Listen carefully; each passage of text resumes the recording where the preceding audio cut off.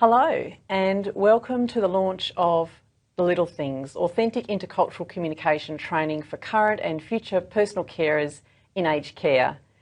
My name's Ilse Hampton and I'm the CEO of Meaningful Ageing Australia, and I've had the great pleasure of being the project supervisor over the last 2 years working with the Little Things team. We're really privileged to be meeting today here in Melbourne, where we're streaming from, on the lands of the Wurundjeri people. So I'd like to begin by acknowledging the Indigenous owners of the land and really pay my respects to elders past, present and emerging, and in particular to honour the spiritual strength of Australia's First Peoples. Also with me here today is Pip Mackey. Welcome, Pip. Hello. Pip is the project lead and lead trainer and researcher on the Little Things project. And Pip and I will be having a bit of a conversation over the next half hour as we explore the Little Things project with you and also the Little Things training materials. We've got about 300 people who are joining us today, so we're very excited to have so much interest in this really important project. Personal carers, as you know, are the vast majority of the aged care workforce. Personal carers are also often not properly equipped for the complexity of the work that they need to do. And one of the reasons for this is the incredibly resource-constrained environment of personal care work, aged care services. But there's also another reason which we're hoping that we can help to solve for people today, and that is people being given the right tools and skills in order to build meaningful relationships with older people. And this is why Meaningful Ageing Australia is involved as the peak body for spiritual care and ageing, because fundamental to spiritual care is meaningful relationships. And the Little Things is all about unlocking that potential for authentic relationships between older people and personal carers. So we're really excited today to be with you, as I said, and also don't forget you can send in questions. So there's questions that we can answer during the session. If we don't get to your question during the session, please email our office, admin@meaningfulage.org.au, and we will certainly get back to you as quickly as we can. So the first thing that we really need to do as we get into the business of the day is to acknowledge the Victorian Government for funding this amazing piece of work. It's the Victorians Workforce Innovation Training Fund that has made this project possible, and of course then the project partners without whom we wouldn't have been able to do this either. So of course Farnham Street Neighbourhood Learning Centre, which is a Learn Local RTO with a lead, which is where Pip comes from, working very closely with Meaningful Ageing Australia. But also our aged care partners, R-Care, Outlook Gardens, Uniting Age Well, Jewish Care, and then the Learn Local RTOs, the Centre, Wangaratta, Laverton Community Education Centre and Westgate Community Initiatives Group.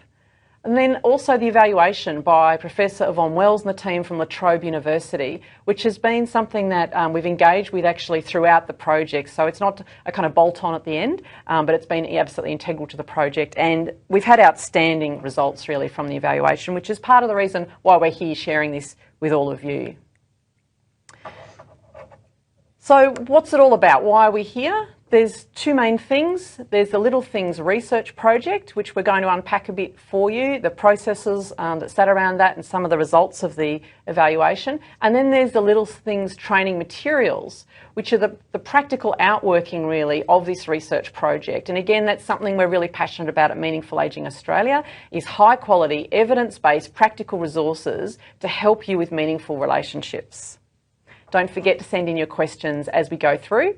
And now I'm going to ask Pip to tell us. Pip, we can see there's a little house there. What's that got to do with this project? So thanks, Ilse. This little house is Farnham Street Neighbourhood Learning Centre, and it's where it began. It was where I was working, teaching English to people, migrants who live in Australia who need to improve their language skills, and they were they come at all levels. Mm-hmm. So the story begins at Farnham Street, teaching a particular woman who I got to know, who her English level was actually quite low, like a level 2 for if that means anything to anybody, but her grammar skills and her writing skills, she really wanted to improve. But she also told me that she was there she couldn't always come to class because she worked as an aged care worker at a quite a big provider. And as I got to know more about what she was doing, she was telling me how she was used as a trainer in that aged care service to train other people, and told me about the work she did with older people and how she was often asked to guide new workers. At the same time that I was teaching her, I was doing my Masters in Applied Linguistics at Uni Melbourne, and I was studying pragmatic language use, which is the language we use in context, and it's how we relate to people and how people relate back to us. And there's often quite a mismatch between people's grammatical skills and their pragmatic skills. And I began to realise, well, she's obviously got very high level pragmatic skills, even though her confidence in her written language and some aspects of the language weren't so great. So that was where it began, and then it moved on to further research. So as you've mentioned, we were fortunate to receive Workforce Training Innovation funding to set up the Little Things project. We established these partnerships with 4 aged care providers and the 3 RTOs. And through those partnerships, we then began our research phase, which included interviews with RTO trainers, senior staff at the aged care homes, and they also nominated best practice, culturally and linguistically diverse PCAs who were going to be our main research subjects. And then we continued on with the interviews with these PCAs, and we observed them at work. And this is, when I say we, it's myself and Angela McKenna, who was the research assistant and one of the main writers of the materials.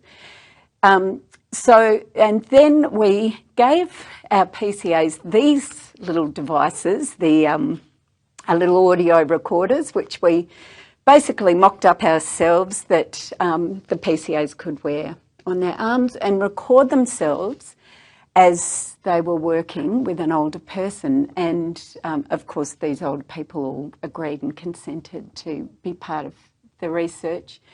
Then we took all that data from the interviews and the observation and the recordings, and we analysed that, and then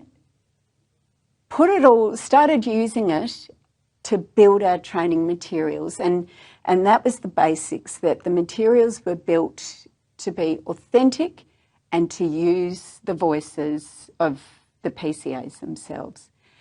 And we made 6 short films. We will have a taster of a couple of those today. And the PCAs, 2 of the PCAs were actors in them. And then we've gone on to trial those training materials with students from the RTOs and with personal carers in the participating aged care homes.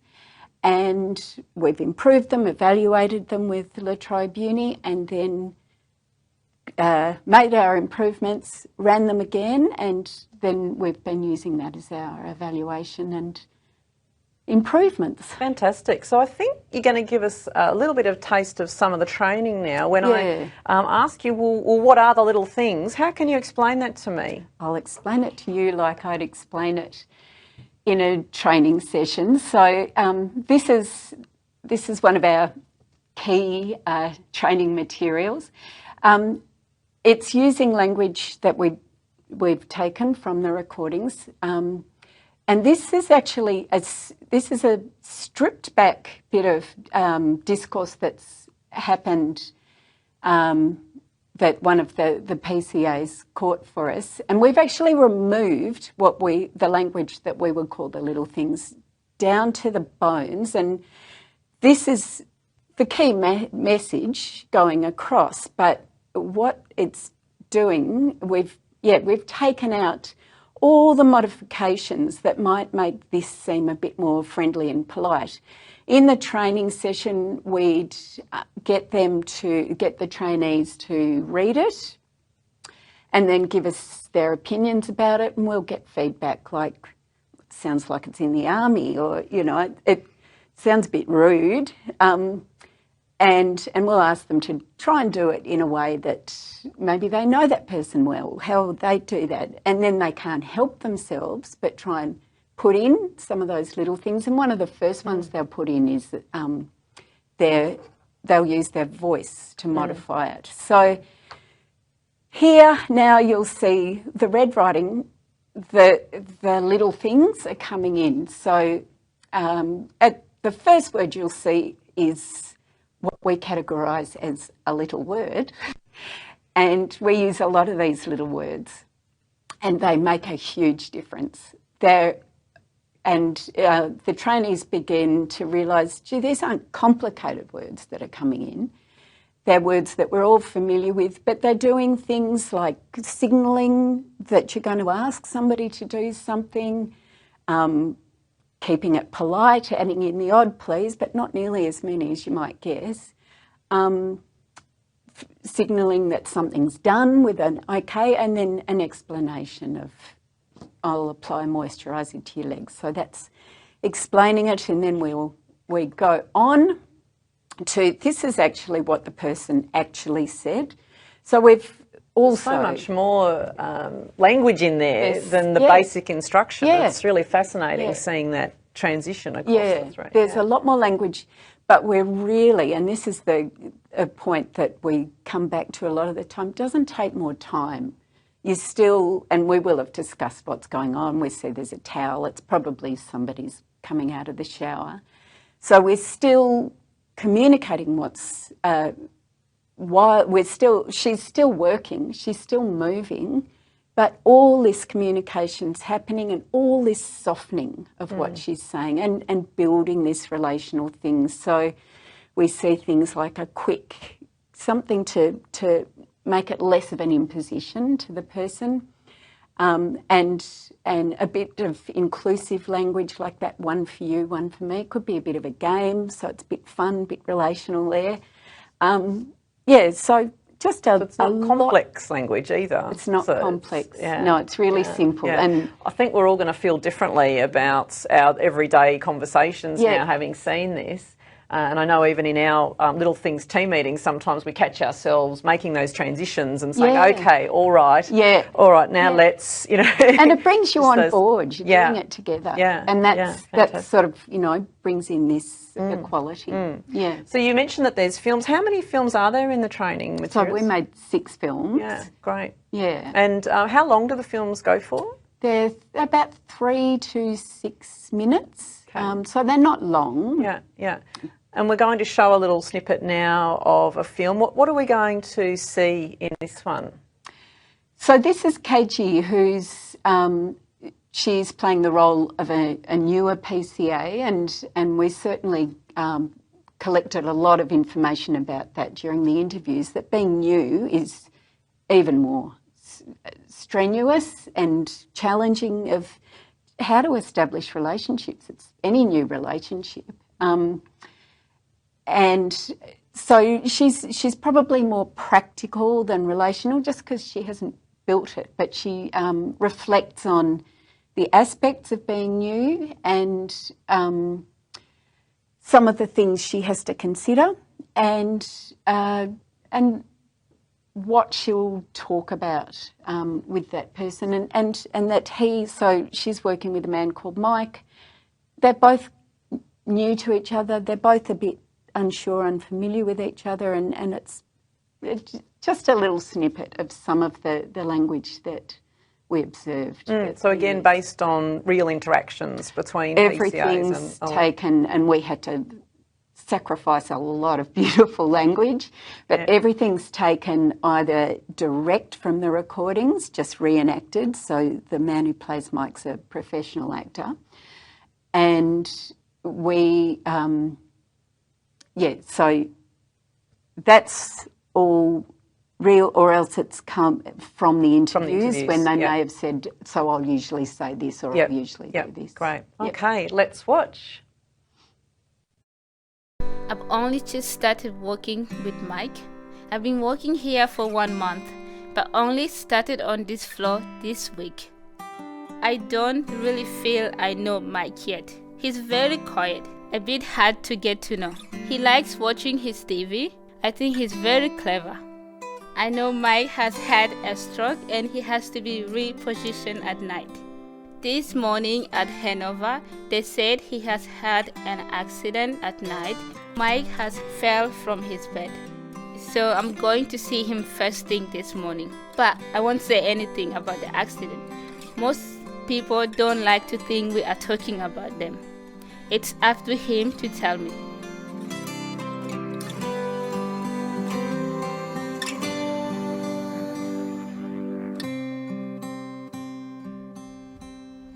Good morning, Mike. I'm KG and I'm your carer for today.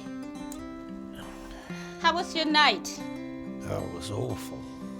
What happened? I fell out of bed. So I was sort of like this, and the leg went over and the weight of it took me down, and I crashed on the floor there. Did someone come in straight away? Yeah, they all come in and checked me out there. Was it after your repositioning? No, it was before I was repositioned. Are you okay? Are you in pain? No, not at the moment. Is your knee okay? Well, welcome back. I'm sure you all enjoyed that little snippet of video. We've just had some advice that there's a couple of technical issues happening for a few people, so you might like to try logging out and then back in again. Certainly Redback are working on that. The Redback support number is also on the Redback conferencing screen. And if you do have questions, please remember to click the dark blue hand icon on the top right. We'll make copies of the presentation available after the launch as well. So rest assured you will be able to access the full content, if not today, then certainly next week. I've got a question that's come in here, Pip, actually. Someone's asking if this is relevant for community aged care as well as residential care. Yeah, and that's a good question. We didn't trial it with community aged care, but given that most of the research was done with people in their rooms, we're talking about their homes, their own places, and so most of it is highly relevant. There's one film is set in the dining room, and there's a bit more about the dining room politics, so that's perhaps less relevant. But the other ones, although, as I said, we haven't trialled it, I would expect it would work equally. Yeah, well, I think because the principles are around how to build relationship, teaching people these little tricks in English that they aren't necessarily taught in their standard English language courses, then they're things that we can take into any workplace and indeed into our own lives, which I think came back in some of the surveys from the personal carers, didn't it? Yeah, and that was, I mean, it was one of our aims that personal carers, a lot of them are transitioning from the role of a personal carer, maybe wanting to go on and study nursing or a certificate for.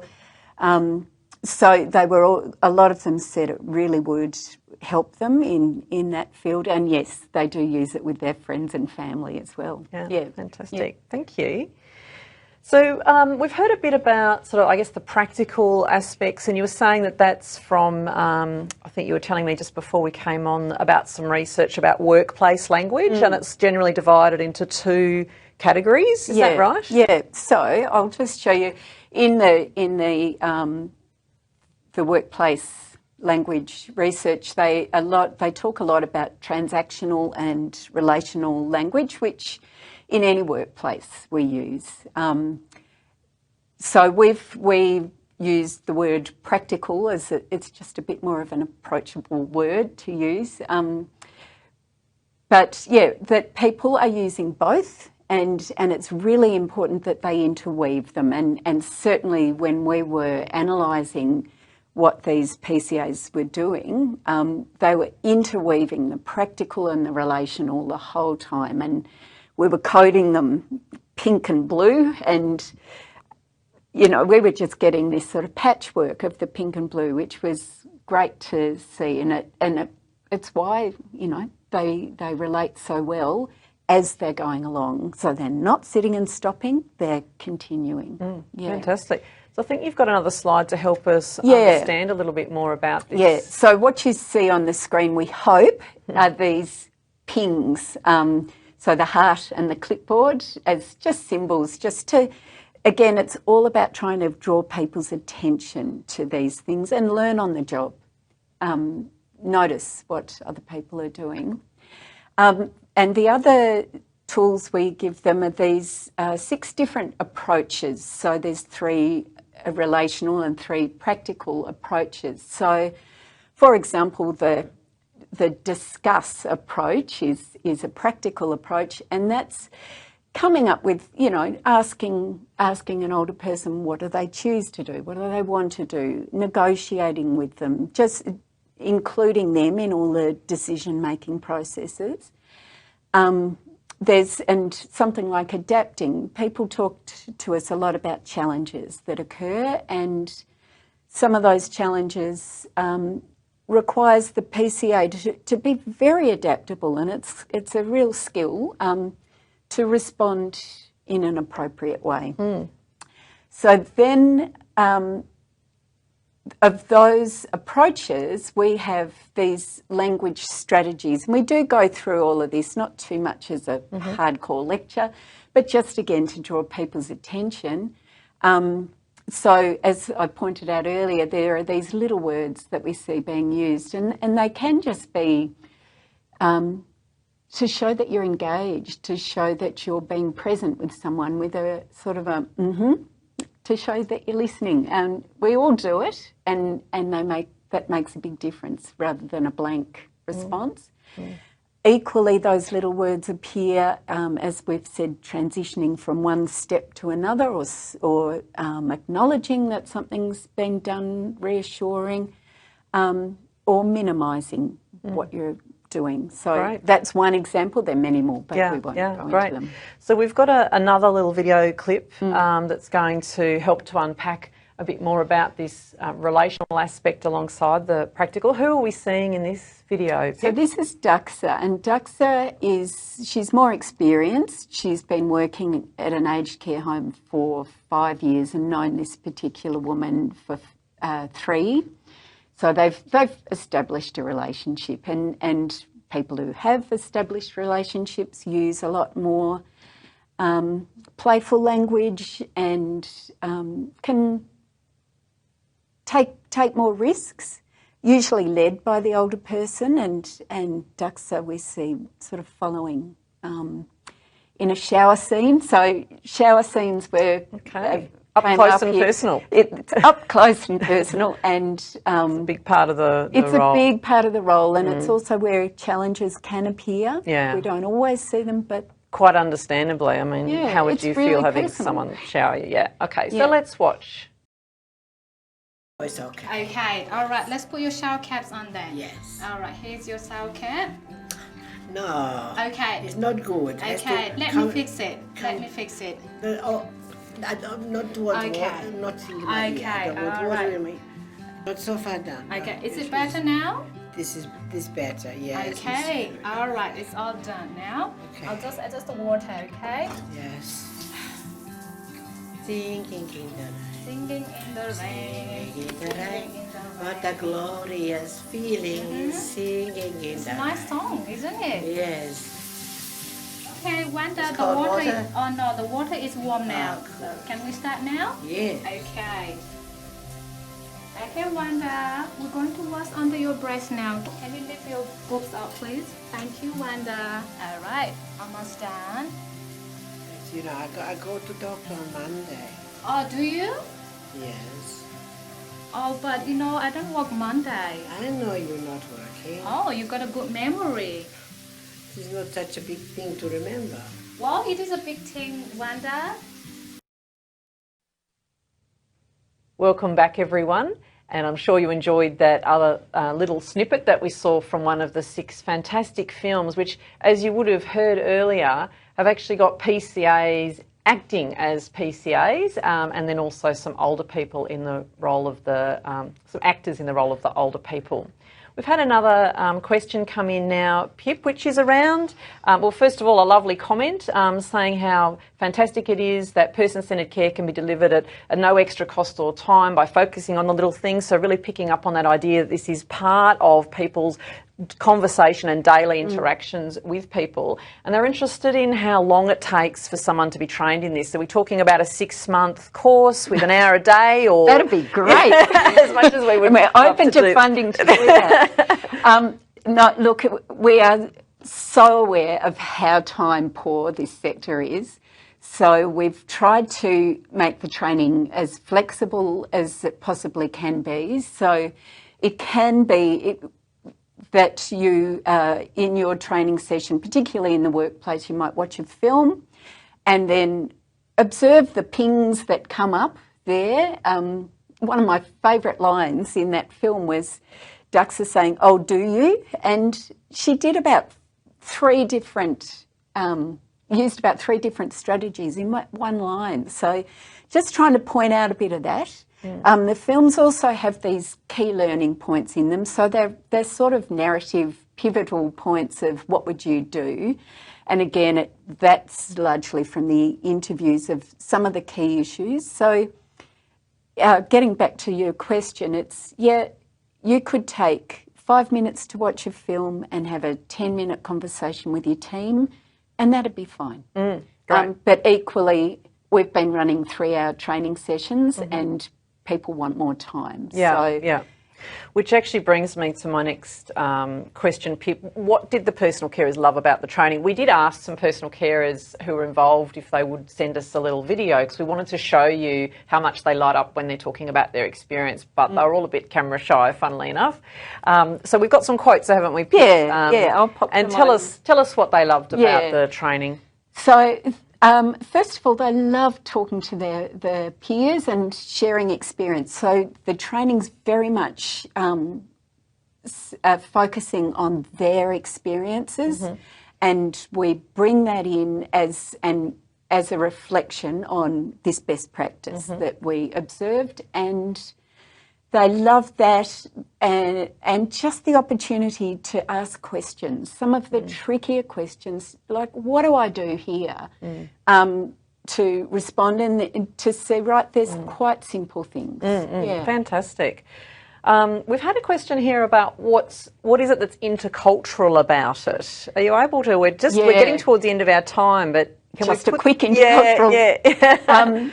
It's highly important that we take note of what different cultures do, and often we assume that what we do in one culture is totally transferable to another. So we play a game usually talking about names and how names are used, and then discuss that as an intercultural issue, and it just brings up the fact that if you come from a different culture, you may use a name differently. And so it raises awareness and brings open the discussion, which people are often uncomfortable to bring up because they might say, well, it's rude to point that out. Great. And is there something about making explicit some things that are embedded in English language and English language communication that aren't made explicit often, and so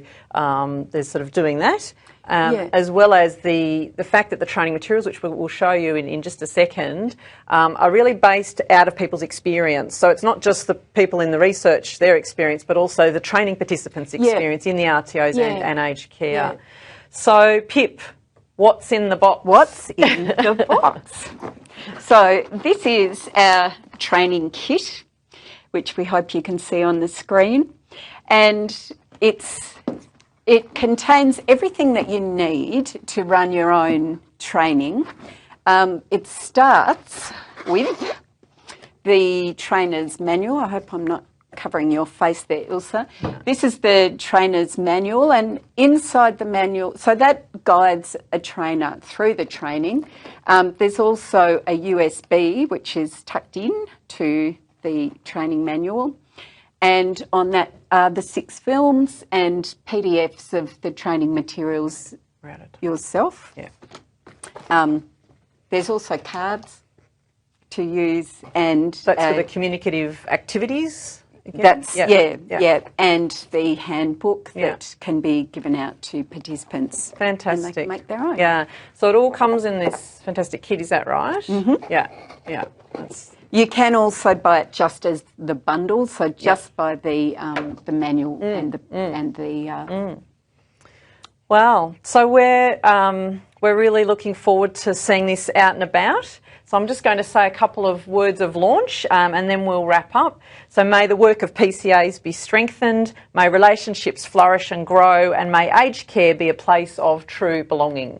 So the kit is now launched, the materials are launched, and they're ready for you to start to use. So Pip, just in 10 seconds, 20 seconds, what's next for the little things? So we're coming out as, we can be hired as train the trainers. Because of COVID-19, we've got really good at delivering training online.